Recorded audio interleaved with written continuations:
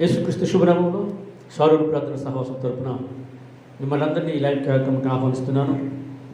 దేవుని మహాకృపను బట్టి గత కాలమంతట్లో దేవుడు మనల్ని కాచి కాపాడి భద్రపరిచి మరొక పునరుత్థానంలో ప్రవేశించేసినటువంటి ప్రభువుకి మనం ఎంతైనా వందనస్తులము, నమ్మకస్తులము. కనుక ఆయన చూపిస్తున్నటువంటి ప్రేమను బట్టి, ఆయన మనకి ఇస్తున్నటువంటి ఆయుష్ ఆరోగ్యాన్ని బట్టి మనం ఎంతైనా దేవునికి వందనస్తులము. కనుక ఈరోజు కూడా మళ్ళీ లైవ్లోనే మీతో వాక్యాన్ని అందించడానికి దేవుడికి ఇచ్చిన కృపకై మీకు స్తోత్రాలు చెల్లిస్తున్నాను. కనుక మీ అందరూ క్షేమంగా ఉన్నారని, మీ అందరి కొరకు ప్రార్థన చేస్తున్నాం. మీరు కూడా మా కొరకు ప్రార్థన చేస్తున్నారని నమ్ముతున్నాను. ఏదేమైనా దేవుడు మనకి ఇచ్చిన ఆయుష్ని బట్టి మరొకసారి దేవుని స్తోత్రాలు చెల్లిస్తూ ఈనాటి కార్యక్రమాన్ని ప్రార్థనతో మనం ప్రారంభించుకుందాం. కనుక దయచేసి ప్రతి వారు కూడా మీ బైబిల్ని సిద్ధం చేసుకొని, పాఠ పుస్తకాలు సిద్ధం చేసుకొని, సారును ప్రార్థన విశ్వాసం ప్రాముఖ్యంగా చెప్పేది ఏంటంటే చెప్తున్నట్టు వాక్యాన్ని శ్రద్ధగా విని దాన్ని గ్రహించడానికి మీరు ప్రయత్నించండి. ప్రభుత్వం మనం చేస్తున్నాను. కంట పుసుకుందాం. సర్వయుగములలో నైనా నీకు స్తోత్రాలు. ఒకే ఒక దేవునిగా కొనియాడబడుతున్నటువంటి మా యేసు స్వామి, నీ శ్రేష్టమైన ఘనామానికి లెక్కలేని స్తోత్రాలు. ఆకాశమందు నీవు తప్ప మాకెవరున్నారు ప్రభా? నీవు మాకుండగా ఈ లోకంలో ఏది మాకు అక్కర్లేదని ప్రభా మీకు స్తోత్రాలు. మేము కూడా దావీదువలెనైనా నీ సన్నిధిలో ఒప్పుకుంటున్నాం ప్రభా. మీరు ఇస్తున్న ప్రతి నైనా నీ స్తోత్ర ప్రభా దీవెనను బట్టి మీకు వందనాలు తెలియజేస్తున్నాను. మళ్ళా నైనా ఈ దినమందు ప్రభా లైవ్ ద్వారా ప్రభా నీకు స్తోత్రాలు. ఈ వాక్యాన్ని అందించడానికి మీరు ఇచ్చిన కృపగా మీకు స్తోత్రాలు చెల్లిస్తూ నైనా మా వాక్య జ్ఞానం మీద మీకు కనుదృష్టి ఉంచమని, వింటున్నటువంటి ప్రతి వారు ప్రభా విశ్వాసంతో నైనా వాక్యాన్ని విని దాన్ని గ్రహించి ఆ రీతిగా బ్రతకడానికి, జీవించడానికి మీరు కృప చూపించమని, మీ దాసుని మరుగుపరచమని యేసుక్రీస్తు శుభనామంలో అడిగి వేడుకొనుచున్న మా ప్రియ పరలోకపు తండ్రి, ఆమేన్. మంచిది. మనం త్వరగా కొద్ది నిమిషాలు దేవుడి వాక్యాన్ని ధ్యానిద్దాం, ప్రభు వైపు చూద్దాం. మీరు కూడా విశ్వాసంతో ప్రభు వైపు చూడాలని ప్రభు మనం చేసుకుంటున్నాను. నేటి వాక్య ధ్యానాంశం దశలోనిక పత్రిక 1వ దశలోనిక పత్రిక 4వ అధ్యాయం 16వ వచనం నుంచి మీతో కొన్ని విషయాలు మాట్లాడాలని ఆశపడుతున్నాను. దేవుని సన్నిధిలో 2వ రాకడికి సిద్ధపడుతున్నటువంటి ప్రతి క్రైస్తవ విశ్వాసి కూడా మనం ఎంతైతే సిద్ధపాటు కలిగి ఉంటామో అదే సమయంలో ప్రతి సంభవాన్ని కూడా మనం గ్రహిస్తూ ఉండాలి. కనుక పరిశుద్ధాత్మ దేవుడు 2వ రాకడలో భూమి మీదకి రాబోతున్నప్పుడు కొన్ని అద్భుతాలు జరుగుతాయని, కొన్ని విషయాలు మనం చూస్తామని దేవుని వాక్యం అంతా మాట్లాడుతుంది. కనుక ఆ విషయాలు ఒక్కొక్కటి మనం ధ్యానం చేద్దాం. దానికి ముందు మనందరికీ తెలిసినటువంటి ఒక పల్లవి చరణం పాడుకొని మనం ముందుకు వెళ్దాం. ముఖ దర్శనము చాలయ్యా నాకు, నీ ముఖ దర్శనము చాలయ్యా, ముఖ దర్శనము చాలయ్యా నాకు, నీ ముఖ దర్శనము చాలయ్యా. సమీపించని తేజస్సులో నివసించు నా దైవమా, నాకు నీ ముఖ దర్శనము చాలయ్యా, నాకు నీ దర్శనము చాలయ్యా, ముఖ దర్శనము చాలయ్యా, నాకు నీ ముఖ దర్శనము చాలయ్యా, నాకు నీ ముఖ దర్శనము చాలయ్యా. అన్నపానములు మరచి నీతో గడుపుట పరలోకానుభవమే, నాకది ఉన్నత భాగ్యమే.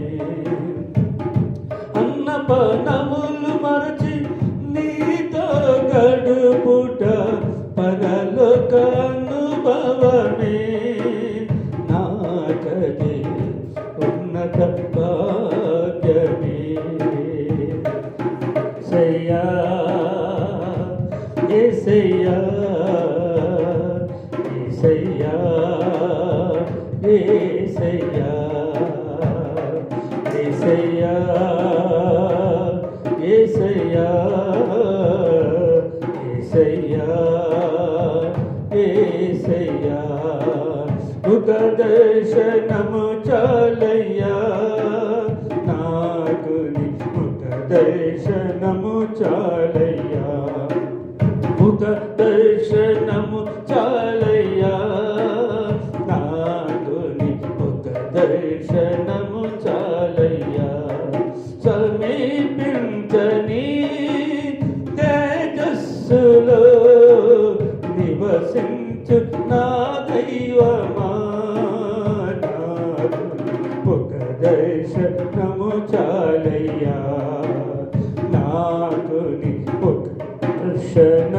చాలయ్యా. హల్లెలూయా. మంచిది. దేవుని సన్నిధిలో ఈ వాక్యాన్ని మనం ధ్యానిద్దాం. కనుక ఎంతో త్వరగా మీ బైబిల్ సిద్ధపాటు చేసుకుని ప్రభుత్వం మనం చేస్తున్నాను. ప్రియ ప్రతి విశ్వాసం కూడా రెండవ రాకడికి సిద్ధపడాల్సినటువంటి చివరి గడియలో మనం ఉంటున్నాం. దేవుడు ఏ క్షణం రాబోతాడో మనకు తెలియదు. ఆయన ఇప్పుడే రావచ్చు, రేపు రావచ్చు, లేకపోతే రాత్రి రావచ్చు, పగలు రావచ్చు. ఎప్పుడు వచ్చినా సరే ఆయన వచ్చేటప్పుడు మనం సిద్ధపాటు కలిగిన విశ్వాసులుగా ఉంటేనే ఆయనతో పాటు మనం ఎత్తబడతామని చెప్పి దేవుని వాక్యం మనతో మాట్లాడుతుంది. ఈ 1వ దశలోని పత్రిక 4వ అధ్యాయము 16వ వచనం మనం చదువుతున్నట్లయితే దేవుని వాక్యము ఇలాగ మాట్లాడుతుంది. ఆర్భాటముతోను, ప్రధాన దూత శబ్దముతోను, బోరతోను పరలోకం నుండి దేవుడు దిగివచ్చును, క్రీస్తునందు మృతులైన వారు మొదట లేతురు అని వాక్యం మనం జ్ఞానిస్తున్నాం. వాక్యాన్ని మనం చూస్తున్నప్పుడు దేవుని సన్నిధిలో ఆర్భాటంతోనూ, ప్రధానతో శబ్దంతోనూ, బోరతోనూ పరిశుద్ధాత్మ దేవుడు ఆకాశం నుంచి దిగి వచ్చినప్పుడు మృతులైన వారు, మనకంటే ముందు మృతులైన వారు లేస్తారని చెప్తుంది. మంచిది. ఈ ఆయన రాకడికి ఎత్తబడేటువంటి సంఘానికి మధ్యలో జరిగేటువంటి కొన్ని విషయాలు మీతో పంచుకొని ఆశపడుతున్నాను. దేవుని సన్నిధిలో 7 విషయాలు లేక 7 సంగతులు ఆ ఎత్తబడే సమయంలో జరుగుతాయి అని చెప్తుంది వాక్యం. మరొకసారి దశలోని పత్రిక జాగ్రత్త మీరు చదివినట్లయితే పరిశుద్ధాత్మ దేవుడు ఆకాశం నుంచి దిగి వచ్చినప్పుడు, భూమి మీదకి వచ్చినప్పుడు జరిగేటువంటి 7 సంభవాలు ఈ మధ్యాహ్నం వారి మనకు నిమిషాలు ధ్యానం చేద్దాం. కనుక ప్రతి వ్యక్తి కూడా దేవుని సన్నిధిలో ఈ 7 విషయాల్లో సిద్ధపాటు కలిగినటువంటి వ్యక్తులుగా మనం ఉండగలిగితే ఖచ్చితంగా ఈ విషయాలు మనం గ్రహించగలమని దేవుని వాక్యం మనతో మాట్లాడుతుంది. దేవుని సన్నిధిలో 2వ రాకడలో పరిశుద్ధాత్మ దేవుడు కనురెప్పపాటులో ఇవి జరుగుతాయని చెప్తుంది వాక్యం. కనురెప్పపాటు అంటే దేవుని సముఖంలో దేవుని వాక్యాన్ని మీరు గ్రహించినట్లయితే సెకండ్లో 11వ భాగం అని చెప్పబడుతుంది. కనురెప్పపాటు తనకు సమయం ఎంతంటే 1 సెకండ్లో 11వ భాగము. అంటే అంత తక్కువ సమయంలో 7 సంభవాలు జరుగుతాయంటాం. కనుక ఆ 7 సంభవాలు మనం చూసినట్లయితే త్వరగా మనం చూద్దాం. మొదటి సంభవాన్ని మనం చూసినట్లయితే దేవుని సన్నిధిలో ప్రకటన గ్రంథము 12వ అధ్యాయము 9వ వచనం మనం చూసినట్లయితే మొట్టమొదటిగా సాతానుడు క్రింద పడతాడు. చదువుదాం. మొదటి సంగతి ఏంటంటే 12:9 ఏమి రాసిందంటే, ఇదిగో కాగా సర్పము మోసపుచ్చు అపవాదియు సాతాను పేరు కలిగినటువంటి ఘట సర్పము ఆకాశము నుంచి క్రిందకి పడదోయబడుతుంది. అది భూమి మీద పడదోయబడుతున్నప్పుడు దేవుని సన్నిధిలో సాతాను చాలా గలిబిలి చేస్తున్నటువంటి దినాలు, చాలామంది సాతాను చిక్కుల్లో చిక్కుకున్న దినాలు. అలాంటి అపవాది అనేకులను పడద్రోయడానికి, అనేకులను కృంగదీయడానికి, అనేకులను నాశనం చేయడానికి సిద్ధపడినటువంటి అపవాది మొట్టమొదటిగా ఆకాశం నుంచి క్రిందకి తోయబడతాడు. కనుక దేవుని సన్నిధిలో పరిశుద్ధాత్మ దేవుడు ఆ ఘట సర్పము పడద్రోయబడుతుంది అనేటువంటి సంగతిని మనం గ్రహించాలి. అంటే మనము లేపబడుతున్నప్పుడు, అనగా మృతులు మొదట లేస్తారు, తర్వాత మనం లేస్తాం. అయితే ఆ 2వ రాకడలో జరుగుతున్నటువంటి ఆ సంభవాన్ని మనం గమనించినట్లయితే మొదటి సంభవం ఏమని చెప్పబడుతుందంటే ఘట సర్పం అనేటువంటి సాతానుడు భూమి మీదకి త్రోయబడతాడు. అంతవరకు లోకాన్ని నాశనం చేసినటువంటి అపవాది సాతానుడు, దేవుని సన్నిధిలో విశ్వాసాన్ని గలిబిలి చేసినటువంటి సాతానుడు, అనేక మంది జీవితాలను పాడు చేసినటువంటి సాతానుడు ఈ భూమి మీదకి దిగబడతాడు, త్రోయబడతాడు. కనుక ఆ సర్పము త్రోయబడుతుందని చెప్పి దేవుని వాక్యం అంతా మాట్లాడుతుంది. కనుక ఈ దినాలు అనేక మంది వారు చిక్కులోనే ఉన్నారు, వారు ఉచ్చులో చిక్కుకుంటున్నారు. అటువంటి అపవాది త్రోయబడతాడు. 2వ సంభవాన్ని మనం చూసినట్లయితే దేవుని సన్నిధిలో మత్తయి సువార్త 13వ అధ్యాయము 27వ వచనం మనం చూసినట్లయితే ప్రతివారు ప్రోగు చేయబడతారు అంటున్నాడు. ఎలా ప్రోగు పెట్టినట్టు, మరియు ఆయన గొప్ప బోరతోను తన దూతలను పంపును, వారు ఆకాశమందు చివరి నుండి ఆ చివరి వరకు నలుదిక్కులను దేవుని సన్నిధిలో వారు తిరిగి ప్రతి వారిని ఒక దగ్గరికి క్రోడదీస్తారంటాం, ప్రోగు చేయబడతారంటాం. అంతేకాకుండా మరో మాట చూడండి, అనగా గోధుమలు గురుగులు కలిసి పెరుగుతాయి కానీ కోతకాలం ప్రవేశించబడితే వేరు చేయబడతాయి. అంటే విశ్వాసులు అవిశ్వాసులు, దేవుడిని ఎరిగిన బిడ్డలు, దేవుడిని ఎరగని బిడ్డలు, ఇలా మనం ఎవరిని తీసుకున్నా ఎవరైతే దేవుని సన్నిధిలో సిద్ధపాటు కలిగిన వ్యక్తులు ఉంటారో అంతవరకు బాగానే ఉంటారు, అంతవరకు కలిసే ఉంటారు, కలిసే జీవిస్తారు, కలిసే తిరుగుతారు. కానీ ఇదిగో ఆ దినమందు వేరు చేయబడి విశ్వాసులైన వారు, దేవునికి ఇష్టలైన వారు, దేవుని పేరు పెట్టుకునబడే వారు, దేవుని జీవ గ్రంథంలో వారి పేరు లిఖించగలిగిన వారు, వీళ్ళందరూ కూడా చెదిరిపోయినటువంటి ప్రతి వారు కూడా ఒక దగ్గరికి ప్రోగు చేయబడతారంట. ఎవరైతే విశ్వాసములో స్థిరముగా ఉంటారో, విశ్వాసములో నమ్మకంగా ఉండి దేవుని సన్నిధిలో దేవుడి రాకడ కొరకు కనిపెడతారో వారందరూ ప్రోగు చేయబడతారు ఒక దగ్గరికి. ఈ పరిశుద్ధులందరూ కూడా ప్రోగి చేయబడి దేవునితో కలిసి ఎత్తబడే గుంపులు ఉండడానికి పరిశుద్ధాత్మ దేవుడు వారికి అవకాశాలు కలిగి చేస్తున్నాడు. కనుక ఒకవేళ ఇంకా మనం ఆయా స్థలాల్లో, ఆయా ప్రాంతాల్లో ఇంకా మనం దూరంగా ఉంటే ఈ సమయంలోనైనా, ఈ దినమందైనా, లేకపోతే నీకున్నటువంటి కొద్ది కాలంలోనైనా నీవు దేవుని సన్నిధికి రావడానికి ప్రయత్నించాలి. ప్రభువా, నేను ఇదిగో సిద్ధంగా ఉన్నాను, ఇదిగో నీ రాకడికి నా ఎత్తపడుతున్నాను చెప్పగలిగితే అటువంటి వారందరూ కూడా దేవుని సన్నిధిలో రోగి చేయబడతారు. అంతేకాకుండా పరిశుద్ధాత్మ దేవుడు రెండవ రాకడ మనం చెప్పాడు కదా, ఏ బొలివలో కొండ మీద ఇచ్చితే ఆయన అంతర్ధానమయ్యాడు, తిరిగి ఆయన మరలా అక్కడికి వస్తాడంట. ఆయన అక్కడికి వచ్చేసరికి ఇదిగో ప్రతి వారు కూడా, అనగా ఎవరైతే ఆయా ప్రాంతాలకు చెదిరిపోయారో, ఆయా ప్రాంతాలకి వెళ్ళిపోయారో వారందరూ కూడా మరలా దేవుని సన్నిధి అనగా దేవుని రాకడికి వచ్చేసరికి ఆ బొలివలో కొండ దగ్గరికి ఎలాగైతే చేర్చబడతారో అలాగే ఆ వాక్యంకి సాదృశ్యమైనటువంటి ఈ మాటే చెప్తాడు, ప్రోగు చేయబడతారు. పరిశుద్ధులు ప్రోగు చేయబడతారంటే వారందరూ ఎత్తబడడానికి, దేవుని సన్నిధిలో ఆ గుంపులో ఉండడానికి పరిశుద్ధాత్మ దేవుడు ఒక అవకాశాన్ని కలుగజేస్తున్నాడు. కనుక దేవుని సన్నిధిలో చెదిరిపోయినటువంటి ప్రతి వారిని మరలా సమకూర్చేటువంటి సమయం ఎప్పుడు జరుగుతుందంటే పరిశుద్ధాత్మ దేవుడు రెండవ రాకడలో వస్తున్నప్పుడే. కనుక ఇప్పటికే ఆ కార్యం జరుగుతుంది. ఆయా ప్రాంతాల్లో చెదిరిపోయిన వారు, ఆయా ప్రాంతాల్లో ఉన్నవారు వాళ్ళందరూ ఇప్పుడిప్పుడే మరలా యెరూషలేమునకు చేర్చబడుతున్నారు. అలాగే మనము కూడా దేవుని సన్నిధిలో ఒకవేళ చెదిరిపోయిన స్థితిలో ఉంటే మనము కూడా చేర్చబడతాం, ప్రోగు చేయబడతాం. పరిశుద్ధాత్మతో పాటు పరలోకానికి ఎత్తబడడానికి మనవంతు ప్రయత్నం మనం చేద్దాం. కనుక అతి తక్కువ సమయంలో అంటే సెకండ్లో 11వ వంతుని కనురెప్పపాటు అని చెప్తాడు. కనుక కనురెప్పపాటులో జరిగేటువంటి రెండవ సంభవం ఏంటంటే ప్రోగు చేయబడుతుంది. అంతేకాకుండా దేవుని సన్నిధిలో మూడవ సంభవాన్ని మనం చూడాలి. మూడవ సన్నిధి లేదా మూడవ సంభవం ఏం చెప్తుందంటే దేవుని సన్నిధిలో 1 దశలోనిక పత్రిక 4:16 చెప్తుందండి, మృతులు లేపబడతారు. దేవుని వాక్యము ఇలాగ మాట్లాడుతుంది, ఎవరైతే క్రీస్తునందున్నటువంటి మృతులు మొదట లేతురు, ఆ మీదట సజీవులను మనం అక్షయత ధరించుకుంటామన్నాడు. అంటే మొదట ఎవరు లేపబడతారు అంటే ఆయన రాకడ వరకు సిద్ధంగా ఉండి భూలోకి ఉన్నటువంటి వారు మొదట లేపబడరు.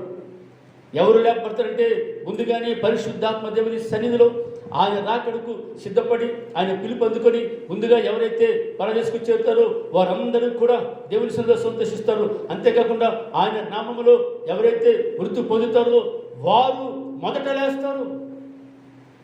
ఆ మొదటి లేచేటువంటి గుంపు మూడవ సంభవంలో జరుగుతుంది అని చెప్పి వాక్యం మనతో మాట్లాడుతుంది. కనుక నువ్వు ఏ స్థితిలో ఉన్నా, ఎలాంటి వాడు అయినా ఇది ఒక మంచి అవకాశం. దేవుని నమ్ముకొని ఒకవేళ నువ్వు మరణిస్తే నువ్వు ధన్యుడు. అందుకు దేవుని వాక్యం చెప్తున్నాను యోహాను సువార్తలో, అందుకు యేసు పునరుత్థానమును జీవమును నేనే, నా యందు విశ్వాసం ఉంచిన వాడు చనిపోయిన బ్రతుకును, బ్రతికి నా యందు విశ్వాసం ఉంచేవాడు మరి ఎన్నటికీ నేను మరణించని చెప్తుంది వాక్యం. అంటే దేవుని సన్నిధిలో మరణించినట్లయితే తిరిగి మనం నువ్వు లేస్తావు. పరిశుద్ధాత్మ దేవుడు మండపం ముళ్ళును విరిచి ఎలాగైతే తిరిగి లేచాడో నీవు కూడా అలాగూ లేపబడతావు. ఆ లేపబడేవారు ఎవరంటే క్రీస్తునందు మృతులైనటువంటి మృతులు మొదటగా లేస్తారు. వారు దేవుని సన్నిధిలో సంతోషభరితులై, వారు దేవుని సన్నిధిలో ఆనందభరితులై ఉండడానికి పరిశుద్ధాత్మ దేవుడు ఒక అవకాశాన్ని కలిగి చేస్తున్నాడు. మృతులు లేపబడతారు, చనిపోయిన వారు లేపబడతారా అని చాలామంది అనుకోవచ్చు. క్రైస్తవ విశ్వాసంగా నీకు నాకు నిరీక్షణ ఉంది. కానీ చాలామంది అన్ని దేవునికి ఏమిటంటే చనిపోయిన వాడు ఎక్కడ ఇస్తారు అనుకుంటారు. దానికి అనేక సందర్భాలు, అనేక రుజువులు బైబిల్లో ఉన్నాయి. మనకు తెలుసు కదా, చనిపోయినటువంటి లాజరు లేపబడ్డాడు, చనిపోయిన యాయీరు కుమారుడు లేపబడ్డాడు, అంతేకాకుండా చనిపోయిన ఐతుకు లేపబడ్డాడు. వీళ్ళందరూ ఎలాగ లేపబడ్డారంటే క్రీస్తు నందు వారు ఉన్నారు కనుకనే, క్రీస్తులో వారు మృతి పొందినారు కనుక వారు తిరిగి లేపబడ్డారు. అలాగే మనము కూడా రెండవ రాకడికి ఆయుక్తపరచబడుతున్నాం. కనుక రెండవ రాకడ జరగకముందే ఎవరైతే క్రీస్తులో మృతులవుతారో వారు మొదటగా లేస్తారు. కనుక ప్రియ సహోదరి ఒకవేళ ఇంకా నువ్వు లోకంలో ఉంటే, లోకాశలో ఉంటే, దయచేసి వాటిని విడిచిపెట్టి క్రీస్తుని నమ్ముకో, క్రీస్తుని తెలుసుకో, క్రీస్తుతో కలిసి జీవించడానికి ప్రయత్నం చేయి. దేవుని సన్నిధిలో ప్రతి వాడు కూడా నిత్య జీవానికి వారసుడు కనుక దేవుని సముఖంలో మూడవ విషయాన్ని ఏం చెప్తుందంటే, మనందరినీ కూడా క్రైస్తవ విశ్వాసులకు ఎవరైతే ఉన్నారో వారు రెండవ రకంలో ప్రభు వచ్చినప్పుడు మృతులై ఉంటే ఖచ్చితంగా వారు తిరిగి లేపబడతారని చెప్పి దేవుని వాక్యం మనతో మాట్లాడుతుంది. కనుక మన నిరీక్షణ ఏంటి, మన గమ్యం ఏంటి, మన గురి ఏంటంటే మన నిరీక్షణ ఒకటే, మనం ఖచ్చితంగా లేపబడతాం, ఖచ్చితంగా లేస్తాం, ఖచ్చితంగా లేపబడతాం. ఎందుకంటే ఆ నిరీక్షణ మనకుంది, ఎందుకంటే పునరుత్థానము ఖచ్చితంగా ఉంది. నేను చాలాసార్లు చెప్తూ ఉంటాను, పునర్జన్మ లేదు, కానీ పునరుత్థానం బైబిల్లో ఖచ్చితంగా రాసిపెట్టింది. కనుక ఒక దినాన్ని మనందరం కూడా మనకంటే మన ప్రియుల ముందు ఎవరైనా ఒకవేళ చనిపోయి ఉంటే ఖచ్చితంగా మనం వాళ్ళని చూస్తాం. అందుకని చెప్తున్నాడు, ఆ జరిగేటువంటి ఆ కొద్ది సమయంలో, ఆ కొద్ది సెకండ్లలో, ఆ 11వ వంతులు జరిగేటువంటి గొప్ప కార్యం ఏంటంటే, మూడో విషయం ఏంటంటే చెప్తున్నాడు, ఇదిగో మృతులైన వారు మొదట లేస్తారు. అంటే మనం గ్రహించాల్సింది ఏంటండి, ఒకవేళ వచ్చాడు మనం బ్రతుకుంటామని చనిపోతాం మనకు తెలియదు, కానీ మనకంటే ముందు మృతులైన వారి ధన్యులని నేను చెప్తున్నాను. నేను చెప్పిన వాక్యం చెప్తుంది, మనం ఎంత కలిసి జీవించినా, ఎంత కలిసి బ్రతికినా, ఎంతకాలం మనం ఈ లోకంలో ఉన్నా, నీ జీవితంలో క్రీస్తుని తెలుసుకోకుండా ఒకవేళ నువ్వు కానీ మరణిస్తే నీ పరిస్థితి అగమ్యంగా వచ్చినమే, నరకమే. కానీ అదే క్రీస్తుని తెలుసుకుని నువ్వు కానీ చనిపోయినా పర్వాలేదు, ఎందుకంటే ఖచ్చితంగా మళ్ళా నువ్వు లేపబడతావు. ఆ నిరీక్షణతో మనం ముందుకు వెళ్ళాలని దేవుని వాక్యం మరొకసారి మనకి హెచ్చరిక చేస్తుంది. మన వాక్యాన్ని జాగ్రత్తగా చదవాలండి, వాక్యాన్ని జాగ్రత్తగా గ్రహించాలి. ఏదో చదువుతున్నామంటే చదివినట్లు కాదు, ప్రతీది కూడా దేవుని సముఖంలో ఆయన ఏదైతే చెప్పడో అది జరుగుతూనే ఉంది. ఖచ్చితంగా మనము కూడా సిద్ధపాటు కలిగి ఉండాల్సిన అవసరం ఉంది. 4వ విషయం మనం జ్ఞాపకం చేద్దాం. చూడండి, దయచేసి ఒకసారి మీ బైబిల్ తెరిచి చూసినట్లయితే 1వ దశల పత్రిక దేవుని సన్నిధిలో కొరింథీ పత్రికకి పౌలు రాస్తూ ఒక మాట చెప్తున్నాడు. 15వ అధ్యాయం 53లో ఏముంటుందని తెలిసిన, క్షయమైన ఈ శరీరము అక్షయతను ధరించుకుంటుంది. దేవుని సన్నిధిలో అంతవరకు మనము బ్రతికుంటాం, మృతులు లేపబడతారు. అయితే బ్రతుకున్నాం మనం, ఎవరైతే ఆయన రాకడ వరకు బ్రతుకుంటారో వారు ఏం చేస్తారంటే అక్షయతను ధరించుకుంటారంట. అంటే మహిమ శరీరాన్ని ధరించుకుంటారు. తుచ్చమైనటువంటి శరీరము మాయమైపోతుంది, తుచ్చమైన ఈ శరీరము విడవబడుతుంది. అక్షయతను ధరించుకుంటారు, అనగా దేవుని మహిమ ద్వారా మనం వాళ్ళతో ఎత్తబడతామంటే అప్పుడు మనకి రెక్కలు రావు. రెక్కలు ఉంటాయి, ఎగురుతాం అనుకుంటారు. మేము చాలామంది ఎలా ఎగురుతారండి, ఎలా వెళ్తామని అనుకుంటారు. చెప్తుంది వాక్యం, వారు అక్షయతను ధరించుకుంటే మహిమ శరీరాన్ని ధరించుకుంటారు. అందుకే దేవుని సన్నిధిలో మగ్దలేని మరి ప్రభువు లేచినప్పుడు వెళ్ళి గట్టిగా పట్టుకునే ప్రయత్నం చేస్తానని చెప్తున్నాడు కదా, అమ్మా నేను ఇంకా దేవుని సన్నిధిలో మహిమ శరీరంతో ఉన్నాను, నీవు నన్ను పట్టుకోవడానికి అవకాశం లేదన్నాడు. అంటే దాని అర్థం ఏంటంటే మహిమ శరీరము దేవుని సన్నిధిలో శ్రేష్టమైనది, గొప్పది, పరిశుద్ధాత్మ దేవుడికి అందులో క్షయమయ్యేది లేదు, అందులో శ్రేష్టత ఉంది, అందులో మహిమ ఉంది. ఆ మహిమ ద్వారానే నీవు నేను ఎత్తబడతాం. అందుకే చెప్తుంది 4వ సంభవం ఏంటంటే, క్షయమైన శరీరం అక్షయతను ధరించుకుంటుందట, మర్చమైనటువంటి శరీరము అమర్త్యతను ధరించుకుంటుంది. అంటే పనికిరాని శరీరము మహిమతో నింపబడుతుంది, అమర్త్యతను ధరించుకుంటుంది. మృతమైనటువంటి శరీరము కాదు, అమర్త్యత అయినటువంటి శరీరము. కనుక దేవుని సన్నిధిలో నీవు నేను పరిశుద్ధాత్మదేవుడు ఆకాశం నుంచి దిగి వస్తున్నప్పుడు ఆ బోర శబ్దాన్ని వినేటువంటి అదృష్టాన్ని కలిగి ఉందాం.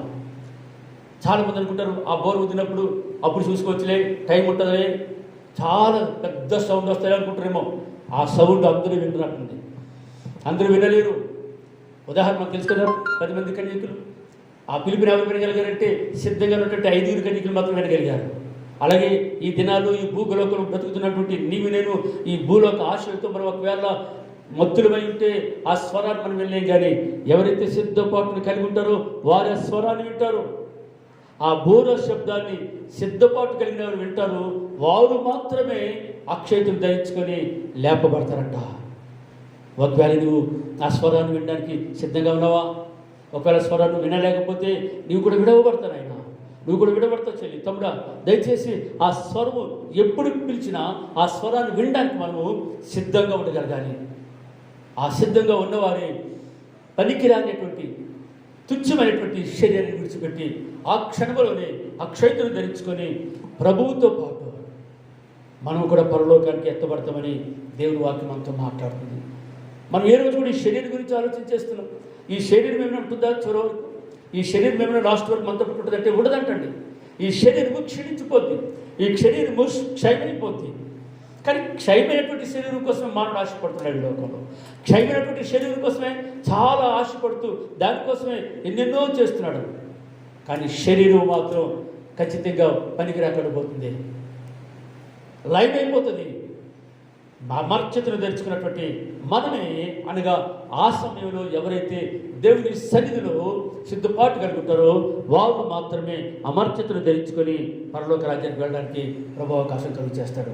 కనుక సమయం ఎంత ఉందంటే గంటలు లేదంటండి, రోజులు లేవు. దేవుడి సన్నిధిలో కనురెప్పపాటులో ఇవన్నీ జరుగుతాయని చెప్పి దేవుడి వాక్యం మనతో మాట్లాడుతుంది. ఆ కనురెప్పపాటులో జరిగేటువంటి ప్రతి సంభవాన్ని మనం చదువుతున్నాం కనుక, వింటున్నాం కనుక దాని కొరకు ఇప్పుడు మనం సిద్ధపడేవారుగా ఉందాం. దాని కొరకు మనం ఇప్పుడే దేవుని సన్నిధిలో ప్రభా నేను ఆ ఎత్తబడే గుంపులో ఉండడానికి నాకు ఒక అవకాశాన్ని కలిగించాయి.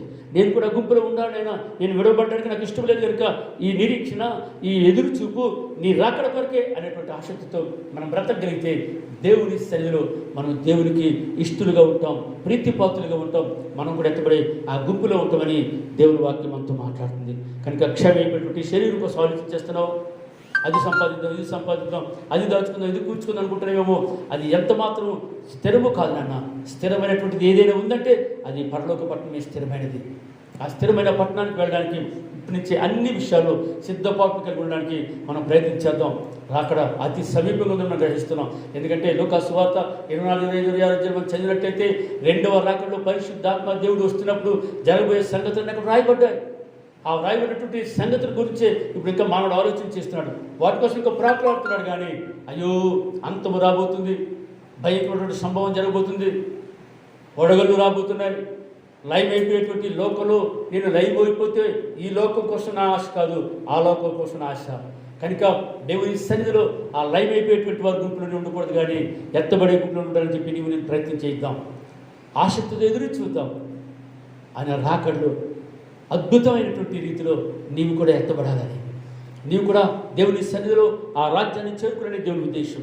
అందుకే ఏ ఒక్కరు నశించిపోకూడదని దేవుని రాకడ ఆలస్యం అవుతుంది. అందుకే ప్రకటన గ్రంథం చదివితే వచ్చుచున్నవాడు ఆలస్యం వచ్చుచున్నాడని రాయబడుతుంది. ఎందుకు ఆలస్యం చేస్తుందంటే ఒకవేళ నీ సిద్ధపాటు లేకపోతే ఈ రోజైనా సిద్ధపడతావేమో, లేకపోతే ఈ రాత్రి సిద్ధపడతావేమో, ఇవి ఉన్న కొద్ది సమయం సిద్ధపడతామని చెప్పి ఇంకా దేవుని రాకడ ఆలస్యం అవుతుంది. ఆయన రాకడ జరగకముందే మనం సిద్ధపడేటువంటి గుంపులో ఉండడానికి ప్రయత్నించేద్దాం. 5వ సంభవాన్ని మనం చూసినట్టయితే దేవుని సన్నిధిలో మత్తయి సువార్త 24:30 మనం చూసినట్లయితే ప్రతి వారు రొమ్ము కొట్టుకుంటారంట. దేవుని వాక్యం మనం చదువుతుంటాడు. అప్పుడు మనుష్య కుమారుడు చూచిన ఆకాశం ముందు కనబడు. అప్పుడు మనుష్య కుమారుడు ప్రభావంతోనూ మహామహిమతోనూ ఆకాశ మేఘాలుడై వచ్చి చూచి భూమి మీద ఉన్న సకల గోత్రముల వారు రొమ్ము కొట్టుకొందురు. ఎందుకు రొమ్ము కొట్టుకుంటారు? అయ్యో దేవుని వాక్యం చెప్పబడింది, అయ్యో దేవుని వాక్యము వివరించింది, అయినా నేను గ్రహించకపోయాను. దేవుని రాకడ వస్తుందంట, ఎవరైతే దేవుని సిద్ధపడతారో వారే ఎత్తబడతారని నేను విన్నాను, కానీ నాయనా నేను అప్పుడు గ్రహించలేదు. ఇదిగో దేవుని సన్నిధిలో ఎవరైతే దేవుని కొరకు ఆయత్తపడతారో వారే అక్షయతం తెంచుకొని పరలోక రాజ్యానికి వెళ్తారని నేను విన్నాను, కానీ దాన్ని గ్రహించలేదు. కనుక నాయనా నాకు ఒక అవకాశం ఇస్తావా? మేము కూడా ఆ గుంపులో ఉండడానికి మాకు ఒక అవకాశాన్ని కలుగు చేస్తావా? ఎంత పొరపాటు చేసాం, ఎంత తప్పు చేసాం, ఎంత నిర్లక్ష్యం వహించాం. ఇదిగో నేను చెప్పినప్పుడు మేము వెళ్ళలేదు కనుకనే ఈ భయంకరమైనటువంటి శోధన మాకు జరిగింది, మీ భయంకరమైనటువంటి లైవ్ అయిపోతున్నటువంటి ఈ లోకము మేము కూడా నష్టపోబోతున్నామని చెప్పి ప్రతి వారు రొమ్ము కొట్టుకుంటారంట.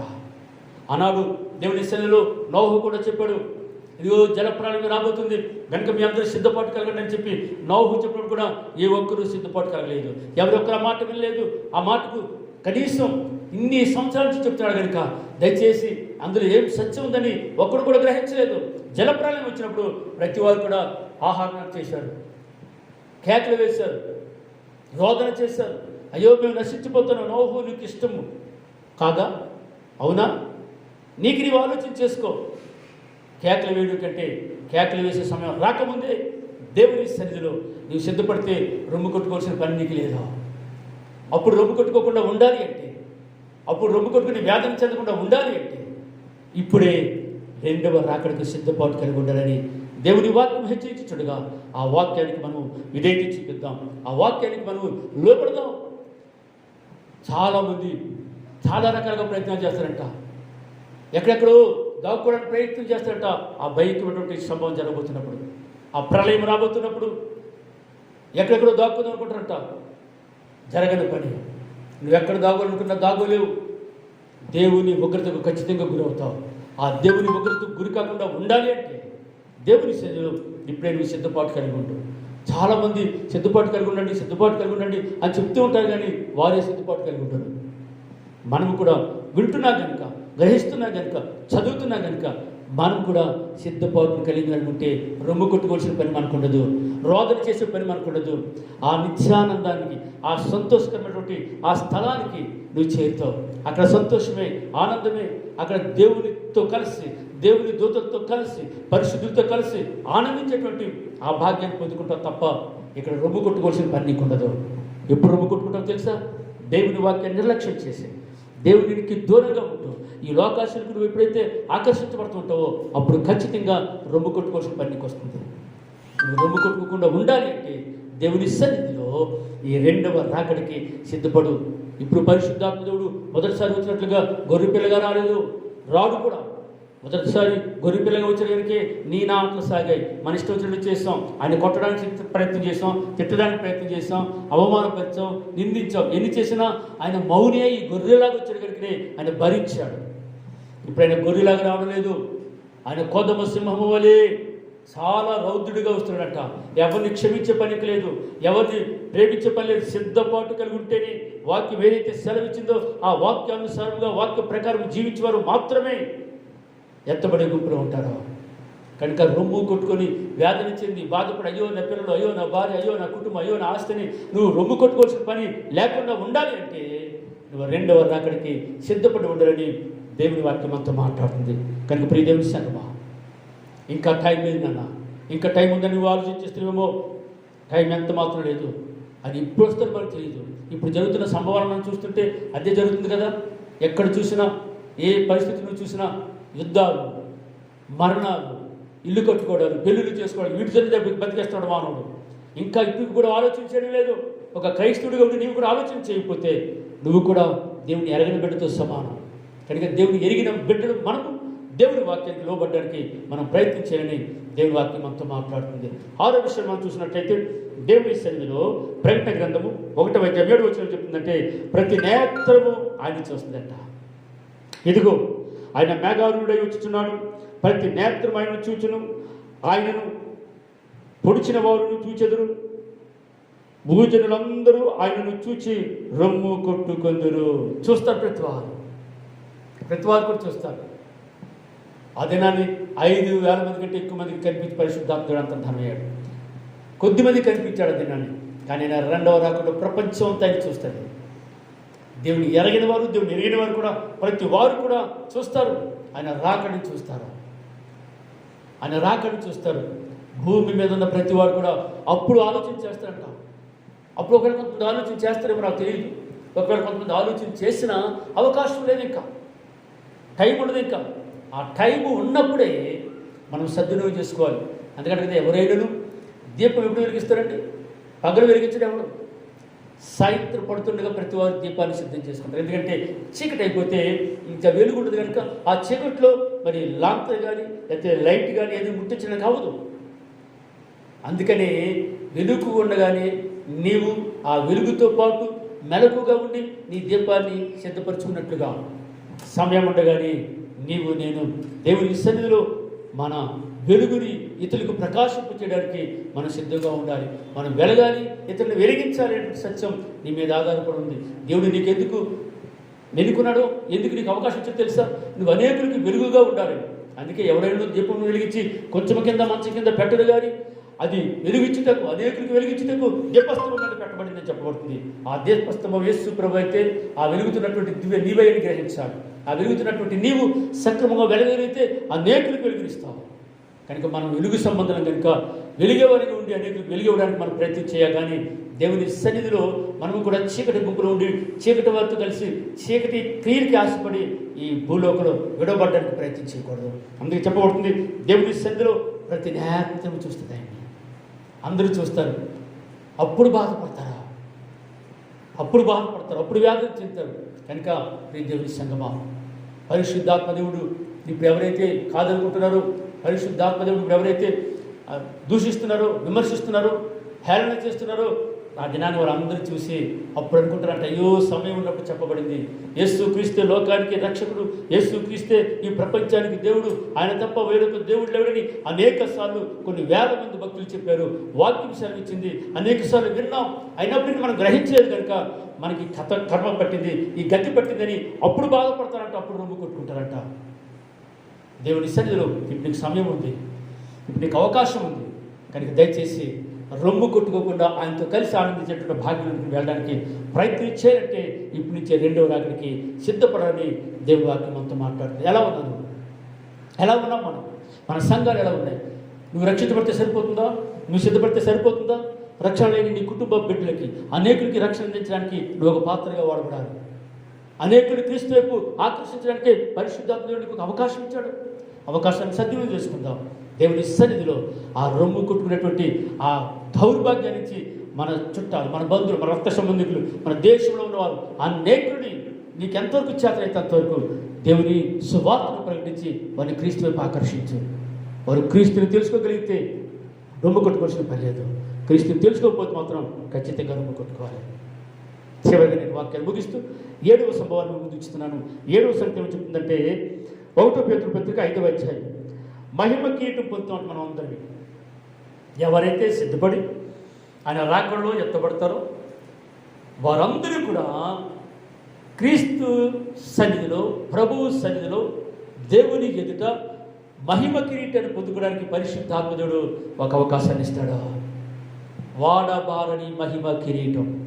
ఈ లోకంలో ఉన్నటువంటి కిరీటాలు ఎన్నున్నా, అవి వజ్రాలతో చేసిన, వైడూర్యాలతో చేసిన, బంగారంతో చేసిన, వెండితో చేసిన, పువ్వులతో చేస్తున్నారు. ఈ దేనితో ఒకవేళ నీవు కిరీటాన్ని చేసుకొని ఆ కిరీటాన్ని ధరిస్తున్నాను కనుక నాకు గొప్ప బలం ఉంది, శక్తి ఉంది, అధికారం ఉంది అనుకుంటున్నామేమో.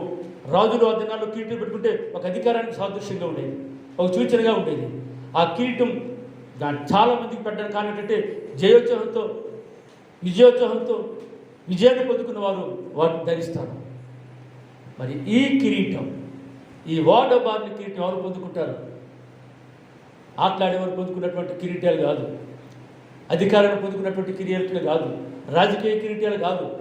ఏ కిరీటం అంటే క్రీస్తు పేరట మహోజ్వలమైనటువంటి ఆ గొప్ప అవకాశాన్ని ఎవరు పొందుకుంటారంటే క్రీస్తులో మరణించి, క్రీస్తు కొరకు బ్రతికి, క్రీస్తు కొరకు జీవించేవారు. అందుకే చెప్తున్నాడు, వాడబారిన మహిమ కిరీటం పరిశుద్ధాత్మదేవుడు మనందరికీ సిద్ధపరుస్తున్నాడు. కనుకనే 7 సంగతులు, ఈ 7 సంభవాలు దేవుని సన్నిధిలో మనం ఎరగగలిగినప్పుడు పరిశుద్ధాత్మదేవుడు చెప్తున్నటువంటి మాట్లాడుతుంటే ప్రతి వారు కూడా వీటిని గ్రహించాలని ఆయన అనేక మంది వారు చెప్తున్నాడు. ప్రవక్తలతో చెప్పించాడు, భక్తులతో చెప్పించాడు, న్యాయాధిపతులతో చెప్పించాడు. ఎంతమంది చెప్పించిన మనం ఇంక వినలేదు. ఎంతోమంది గొప్ప గొప్ప దైవజనులు కూడా చెప్తున్నారు కదా, ఇంకా నువ్వు అలక్ష్యం చేస్తున్నావా? విని కూడా గ్రహించలేకుంటున్నావా? వినట్టుకున్నావా? దయచేసి ఇది ఒక అవకాశం, ఇది ఒక అవకాశం. కనుక సిద్ధపడదాం. మత్తయి సువార్త దేవుని సన్నిధిలో 23:31 ప్రకారం కూడా మనందరినీ కలిసి దేవుని రాకడకు ఆయత్తపడదాం. ఆ శబ్దం వినడానికి, ఆ బోరధ్వని వినడానికి ఆయత్తపడదాం. ఆయత్తపడేవారు ప్రజలు మాత్రమే ఆయన చేరుకుంటారు. కనుక దేవుని సన్నిధిలో ఆయన వచ్చేటప్పుడు జరిగేటువంటి ఆ 7 సంభవాలు మనం గ్రహిద్దాం. మొదటి సంభవం ఏం చెప్తుందంటే సాతాను కింద తోయబడతాడు. రెండవ సంభవం ఏంటంటే ప్రోగు చేయబడతారు. మూడవ సంభవం మృతులు లేస్తారు. నాలుగవ సంభవం ఏంటంటే అక్షయమైనది క్షయముగా మార్చబడుతుంది. ఆ తర్వాత ప్రతి వారు రొమ్ము కొట్టుకుంటారు. ఆ తర్వాత ప్రతి నేత్రమైన చూస్తుంది. చివరి సంఖ్య ఏం చెప్తాడంటే వాడబారిన మహిమ కిరీటం పొందుకుంటాం. ఆ వాడబారిన మహిమ కిరీటం నీవు నేను పొందుకోవడానికి ఇప్పటించే సిద్ధపాట్లు కలిగి ప్రభువును కనిపెడుతూ ఆయన రాకడ వరకు ఆయత్తపడదాం. అట్టి కృప పరిశుద్ధాత్ముడు మనందరికీ కలుగు చేసి కాపాడునుగాక. ఆమేన్. మీ అందరికీ నా వందనాలు. ప్రార్థన చేసుకుందాం. పరిశుద్ధాత్మదేవుడా, రెండవ రాకడలో వస్తున్నప్పుడు నాయన మీకు స్తోత్రాలు. నాయన కనురెప్ప పాటు నుంచి మాట్లాడితే ప్రభాని స్తోత్ర స్వామి. ఎంత భయంకరమైనటువంటి సమయం మేము గ్రహిస్తున్నాం, ఎంత తక్కువ సమయం మేము గ్రహిస్తున్నాం ప్రభా. కనుక సెకండ్లో 11వ భాగం చెప్పబడుతుంది.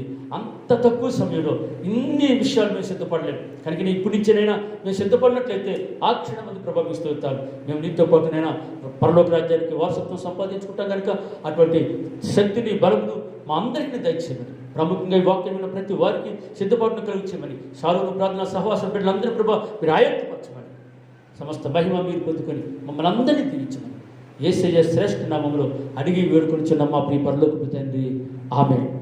తండ్రి అయిన దేవుని ప్రేమయు, కుమారుని యేసుక్రీస్తు వారి కృపయు, పరిశుద్ధాత్మని అన్యోన్య సహవాసం, సమాధానం, శాంతి చేరువచ్చినటువంటి సంఘానికి, వింటున్నటువంటి ప్రతి వారికి పరిశుద్ధాత్మదేవుడే సదాతోడు నడిపించును గాక. ఆమేన్. మీ అందరికీ నా వందనాలు. దయచేసి మా ఛానల్ని సబ్స్క్రైబ్ చేసిన ప్రతి వారిని చెప్తున్నాను. దయచేసి జాతిబాబు యాగట్టి లేక డాక్టర్ జాతి యాగట్టి ఖచ్చితంగా మీరు ఈ మా వస్తున్నటువంటి వాక్యాన్ని చూడొచ్చు. కనుక మీ అందరికీ మరి వందనాలు. Thank you.